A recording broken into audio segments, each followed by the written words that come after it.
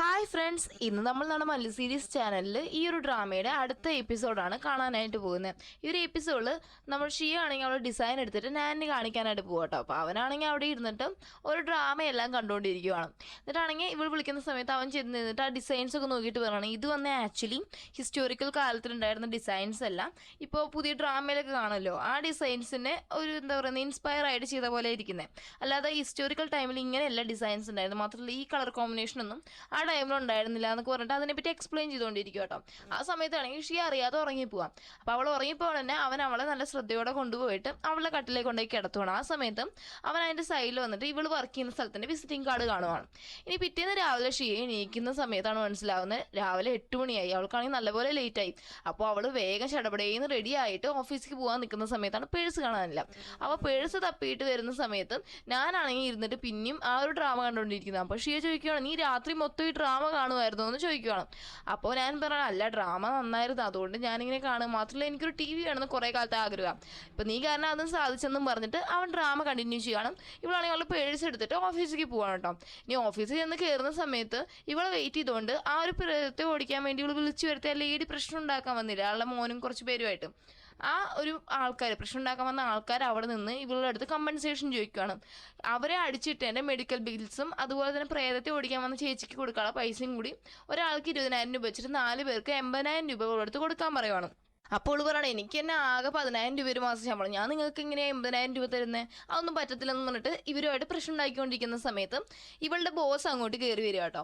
Boss കയറി വരുന്ന സമയത്ത് ഷിയയോട് ചോദിക്കണം എന്താ പ്രശ്നം എന്ന്. അപ്പോൾ ആ പ്രശ്നം ഉണ്ടാക്കാൻ വന്നവർ പറയണം, ഈ പെണ്ണുണ്ടല്ലോ, ഈ പെണ്ണ് ഒറ്റയൊരുത്തിയാണ് ഞങ്ങൾ ഇങ്ങനെ അടിച്ച് കോലമാക്കിയത്, ഞങ്ങൾക്ക് ഞങ്ങളുടെ മെഡിക്കൽ എക്സ്പെൻസിന് പൈസ കിട്ടിയേ പറ്റൂ എന്ന് പറഞ്ഞിട്ട് പ്രശ്നം ഉണ്ടാക്കിക്കൊണ്ടിരിക്കുന്ന സമയത്ത് ഈ ബോസ് തന്നെ നോക്കുകയാണ്, ഈ കുഞ്ഞു പെണ്ണ് എങ്ങനെയാണ് നിങ്ങളെ ഇത്രയും അടിച്ച് ഈ ഒരു ആവശ്യം നിലയിലാക്കുന്നതെന്ന്.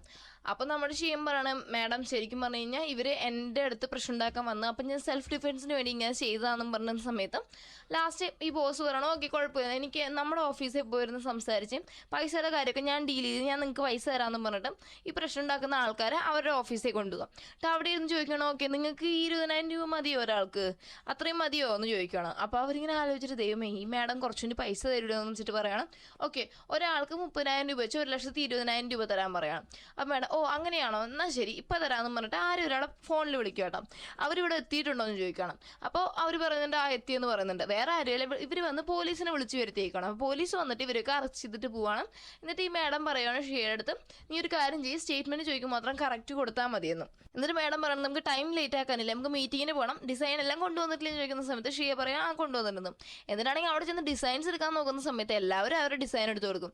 ഷിയ അപ്പോഴാണ് ഓർക്കുന്നത്, അവൾ ശരിക്കും പറഞ്ഞാൽ ഇന്നലെ അവൻ്റെ അടുത്ത് ഡിസ്കസ് ചെയ്ത് അത് അവരുടെ ആ ഒരു ഹോളിലെ ടേബിളിൻ്റെ പുറത്ത് വെച്ചിട്ട് എടുക്കാൻ മറന്നിട്ടായിരിക്കുന്നു വന്നേക്കുന്നത്. അപ്പോൾ അത് ആലോചിച്ചിട്ട് മാഡത്തിൻ്റെ അടുത്ത് പറയാം, മാഡം സോറി ഞാൻ ഡിസൈൻ ചെയ്തായിരുന്നു, പക്ഷേ അത് വീട്ടിൽ വെച്ച് മറന്നിട്ട് വന്നെന്ന് പറയുന്ന സമയത്ത് മാഡം പറയണമെന്ന് നീ പോയി വീട്ടിൽ പോയിട്ട് എടുത്തിട്ട് വാ, എനിക്ക് കുറച്ച് ടൈം ഇടുന്നു. അപ്പോൾ അവൾ പറയും, മാഡം എനിക്ക് 40 മണിക്കൂറുണ്ട് ഇവിടുന്ന് വീട് വരെ പോകാൻ, അത്രയും ടൈം കൊണ്ട് എനിക്ക് എടുത്തുകൊണ്ട് വരാൻ പറ്റത്തില്ല എന്ന് പറയുന്ന സമയത്ത് മാഡം പറയാണ്, ശരി ഇപ്പം എന്ത് ചെയ്യാനാ, നീ ഇത്രയും കെയർലെസ് ആവാൻ പാടില്ലായിരുന്നു, പക്ഷേ ഞാൻ എന്തുവരെ ഇന്ന് തന്നെ ഞാൻ അബ്രോഡ് പോകുന്നുണ്ട്, നീ ഫാക്സ് ചെയ്ത് അയക്കും, ആ സമയത്ത് നിൻ്റെ ഡിസൈൻസിൽ ചിലപ്പോൾ കളർ ചേഞ്ച് ഒക്കെ വരും, അത് നിൻ്റെ ആ ഒരു ഇതിനെ ചിലപ്പോൾ ബാധിക്കും, ഇനിയിപ്പോൾ എന്താ ചെയ്യാൻ വേറെ വഴിയില്ലല്ലോ എന്നുള്ള രീതിക്ക് പറയുന്ന സമയത്ത് കറക്റ്റ് ഞാൻ അങ്ങോട്ട് വരും കേട്ടോ. ഞാൻ ആ ഡിസൈൻസും കൊണ്ടാണ് വന്നേക്കുന്നത്. അപ്പോൾ ഇവനെയാണെങ്കിൽ ശരിക്കും പറഞ്ഞാൽ അവിടെയുള്ള ആ ഒരു വേറൊരു എംപ്ലോയി വന്ന് കയറ്റി വിടാതെ നിന്ന് കാണും, പക്ഷെ അവരെയൊക്കെ ഇതാക്കിയിട്ട് നമ്മൾ ഷിയെ കാണുന്നു പറഞ്ഞ് വന്നിട്ട് ലാസ്റ്റ് ആ ഒരു ഡിസൈൻ കൈമാറും. പക്ഷെ ഞാൻ ഇത്രയും ഹാൻസം അല്ലേ, അപ്പോൾ അവിടെ ഹൃദയം ഇത്രയും ഹാൻസം ആയിട്ടുള്ള ചെറുക്കനോ എന്ന് പറഞ്ഞിട്ട് കുറേ കമൻസ് പറയുന്നുണ്ട്. ഈ ബോസും അവനൊരു വല്ലാത്ത രീതിക്ക് എന്നെയാണ് നോക്കിക്കൊണ്ടിരിക്കുന്നത്.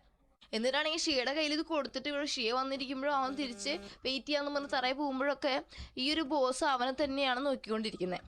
ആണെങ്കിൽ ഷിയ അവളുടെ ഓഫീസിലെ വർക്കെല്ലാം കഴിഞ്ഞിട്ട് ഞാനെ കാണാനായിട്ട് തിരിച്ചിറങ്ങി വരുന്ന സമയത്ത് നോക്കുമ്പോൾ അവനാണെങ്കിൽ ആകെ മയങ്ങി തറയിൽ കിടക്കുന്നത്. എല്ലാവരും അവൻ്റെ ചുറ്റും കൂടി നിൽക്കുക കേട്ടോ.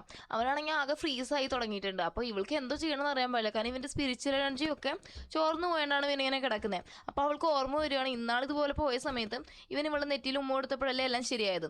അപ്പോൾ ഇവളിങ്ങനെ നോക്കും എന്തോ ചെയ്യണം. ആ സമയത്ത് ഇവളുടെ ബോസ് ഓടി വന്നിട്ട് ചോദിക്കണം എന്താ പറ്റിയത്, പെട്ടെന്ന് എന്താ പറ്റിയെന്ന് ചോദിക്കുന്ന സമയത്ത് ഇവൾ പറയണേ എനിക്കറിയാം ഇതിനൊരു വഴിയുണ്ടെന്ന് പറഞ്ഞ് ഇവൾ നെറ്റിയിൽ ഉമ്മ കൊടുത്ത് നോക്കുക കേട്ടോ. പക്ഷേ ഒരു തരത്തിലുള്ള മാറ്റമില്ല, ഇവൾക്ക് ആകെ ടെൻഷൻ ആവുക. പക്ഷെ 2 മിനിറ്റ് കഴിയുമ്പോഴേക്കും ആ ഒരു മരം ഉണ്ടല്ലോ അതിനകത്ത് നിന്നുള്ള സ്പിരിച്വൽ എനർജി വന്നിട്ട് ഇവന് പവർ കയറിയിട്ട് ഇവൻ പഴയ ഒരു രൂപത്തിക്കായിട്ട് എണീക്കുവാണ് കേട്ടോ. അപ്പോൾ ആർക്കും മനസ്സിലാവുന്നില്ല ഇവൻ എന്താ പറ്റിയത്, എന്താ പെട്ടെന്ന് സംഭവിച്ചെന്നുള്ളത്. അതിനുശേഷം ഷിയ അവനും കൂടി കാറിൽ പോകുന്ന സമയത്ത് ഷിയ പറയണം, ഓക്കെ നീ എന്തായാലും എനിക്ക് ഇങ്ങനെ ഒരു ഹെൽപ്പ് ചെയ്ത് നിൻ്റെ ഡിസൈൻസ് ഇന്ന് കറക്റ്റ് സമയത്ത് നീ കൊണ്ടുവന്ന് തന്നു, അതുകൊണ്ട് നിനക്കൊരു ഡിന്നർ ഞാൻ ട്രീറ്റ് ചെയ്യാൻ പോവാണ് എന്ന് പറയുന്ന സമയത്ത് ഞാൻ പറയണം എന്നാൽ എനിക്കറിയുന്ന റെസ്റ്റോറൻറ്റ് അവിടെ പോയിട്ട് നമുക്ക് ഫുഡ് കഴിക്കാം. അങ്ങനെ ഞാൻ പറയുന്ന റെസ്റ്റോറൻറ്റിൽ പോയിട്ട് ഇവർ ഫുഡ് കഴിക്കാതിരിക്കാം. ഫുഡ് കഴിക്കാതിരിക്കുന്ന സമയത്ത് ഷിയ പറയണം, അല്ല നീ പറഞ്ഞില്ലേ നിനക്കൊന്നും ഓർമ്മയില്ല പണ്ടത്തെ കാര്യത്തിൽ, പക്ഷേ എങ്ങനെ ഈ റെസ്റ്റോറൻറ്റ് ഓർമ്മ എന്ന് പറയുന്ന സമയത്ത് ചോദിക്കുവാണ്. ഇവൻ പറയാണ് അത് വന്നിട്ട് എനിക്ക് എല്ലാ കാര്യം മറന്നു പോയെന്നല്ല, എൻ്റെ മെമ്മറീസ് ഒരു ഇതൊക്കെ പാസ്റ്റിലെ കാര്യങ്ങൾ പോയായിരുന്നു, പക്ഷെ നിൻ്റെ കണ്ടുമുട്ടിയതിനു ശേഷം എൻ്റെ പഴയ ഓർമ്മകൾ ഓരോന്നായിട്ട് എനിക്ക് തിരിച്ചു വരുന്നുണ്ടെന്ന്.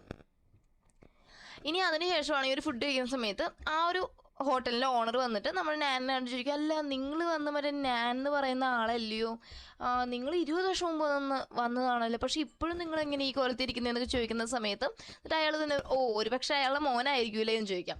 അപ്പം ഞാനും പറയാം അതെ അതെ അയാളുടെ മോനാണ്. അല്ല അപ്പോൾ നിങ്ങളുടെ അച്ഛൻ എന്ത് ചെയ്യുന്നു ചോദിക്കുന്ന സമയത്ത് ഞാൻ പറയാം ആൾ വന്ന് മരിച്ചു പോയെന്ന് പറയണം. അപ്പോൾ നമ്മൾ ഷിയയ്ക്ക് ഭയങ്കര ക്യൂരിയോസിറ്റി, അപ്പോൾ എങ്ങനെയായിരുന്നു ആ നാൻ്റെ ക്യാരക്ടർ എങ്ങനെയാണെന്ന് ചോദിക്കുന്ന സമയത്ത് പറയണം ഭയങ്കര നല്ലൊരു മനുഷ്യനായിരുന്നു, എപ്പോഴും വന്നാൽ ഒരു മൂലയ്ക്ക് ഇരുന്ന് സൈലൻ്റ് ആയിട്ട് ഫുഡ് കഴിച്ചിട്ട് പോകും, ഇതാ നിൽക്കുന്ന കണ്ടില്ല അതെൻ്റെ മോളാണ്. ആ മോൾക്ക് ആളുടെ മേൽ ഭയങ്കര ക്രഷായിരുന്നു, ആളെ കല്യാണം കഴിക്കുന്നതൊക്കെയായിരുന്നു ആഗ്രഹം, പക്ഷെ എന്ത് ചെയ്യാൻ പെട്ടെന്ന് ഒരു ദിവസം തൊട്ട് അയാളെ കാണാനില്ലായിരുന്നു. അപ്പോൾ അതിനുശേഷം ആൾ ഈ റെസ്റ്റോറൻറ്റിൽ വന്നിട്ടില്ല, അങ്ങനെ കുറേ കാര്യങ്ങളൊക്കെ പറയണം. അത് കഴിഞ്ഞ് ആൾ പോകുന്ന സമയത്ത് ഷിയ ചോദിക്കണം, നിങ്ങൾക്ക് കുറേ പഴയ ഫ്രണ്ട്സൊക്കെ ഉണ്ടല്ലോ എന്ന് തോന്നുന്നു എന്ന് പറയുന്ന സമയത്ത് ഞാൻ പറയണം അയാൾ എൻ്റെ ഫ്രണ്ട് ഒന്നുമല്ലെന്ന്. അപ്പോൾ ഷിയ ചോദിക്കും അപ്പോൾ നിങ്ങൾക്ക് ഒരു ഫ്രണ്ട്സ് പോലും ഇല്ലേ എന്ന് ചോദിക്കുന്ന സമയത്ത് പണ്ട് കാണുന്നൊരു കാര്യം വന്ന് ഞാൻ പറയണേ, ആക്ച്വലി ഈ ടൈപ്പിംഗ് എന്ന് പറയുന്ന ആൾക്ക് നല്ല പ്രായമൊക്കെ ആയി. ആ സമയത്തായിരുന്നു ഈ യുദ്ധം നടന്നുകൊണ്ടിരുന്നത് ആൻഷ്യൻ പീപ്പിളും സാധാരണ ജനങ്ങളും തമ്മിൽ. ആ സമയത്ത് ഈ ടൈപ്പിങ്ങിനും ആളുടെ വീട്ടുകാരെ എല്ലാം നിർത്തിയിട്ട് കുറേ രാജാവിൻ്റെ ആളുകൾ വന്ന് ചോദിച്ചു കാണും, നീ വന്ന് മര്യാദയ്ക്ക് ഞാൻ എവിടെയാണെന്ന് പറഞ്ഞോ, ഇല്ലെങ്കിൽ നിൻ്റെ ഫാമിലിയിൽ നിന്നെയും കൊന്നു കളയെന്ന് പറഞ്ഞപ്പോഴും അയാൾ വന്ന് നമ്മൾ നാനിനെ കാണിച്ചു കൊടുക്കാൻ തയ്യാറായി കാണത്തില്ല.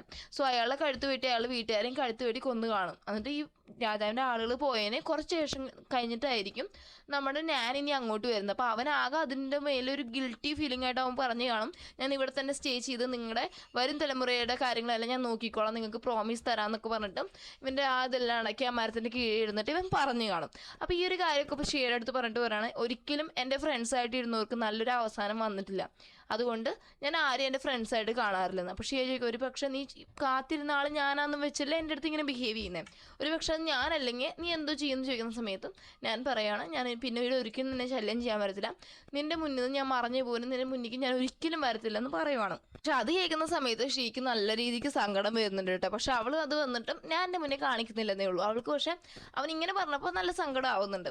അതിനുശേഷമാണ് ഷീ ചോദിക്കുന്നത്, ഇത് എന്തൊരു ടേസ്റ്റായി ഫുഡ്, ഞാൻ ഒരു റെസ്റ്റോറൻറ്റിൽ നിന്ന് ഇത്രയും ടേസ്റ്റി ആയിട്ടുള്ള ഫുഡ് കഴിച്ചിട്ടില്ലെന്നും. അപ്പം ഞാൻ പറയണം ആക്ച്വലി നീ കഴിക്കുന്നുണ്ടല്ലോ 3/4 വന്നിട്ട് ആൽക്കഹോളാണ്, ഈ ഫുഡിനകത്തൊക്കെ ആൽക്കഹോൾ ചേർത്തിട്ടാണ് ഇയാൾ വരുന്നത്.